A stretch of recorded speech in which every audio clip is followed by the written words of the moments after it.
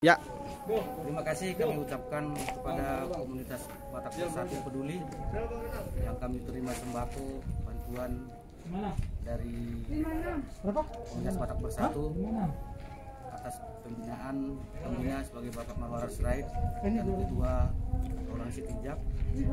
Semoga apa yang kami terima ini menjadi berkat dan semoga para pengurus ataupun pelaksana dari tim komunitas Batak Peduli bisa semakin sukses dan diberikan hikmat dan kesehatan dan ketabahan dan kebijakan untuk menjalankan bantuan-bantuan sembako dari komunitas Batak Bersatu Peduli yang kedepannya.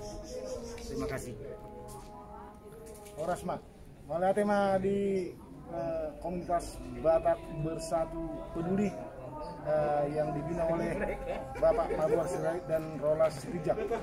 Mulai tema di hamu amang, selap sinur mana pinamuna gabini muna, soni mana kami nama jalo, kalau Batak nadong di 2 tahun, di pasu-pasu tuan mami, di pasu-pasu tuan mamu salut pengurus di komite Batak Bersatu, selap tumazuna komite Batak Bersatu, gunung nami dohamu di tangyang ngami, soni mana kamu mahami di tangyang muna, horas mahami nama jalo. Horas ma hamu nama ngaleon.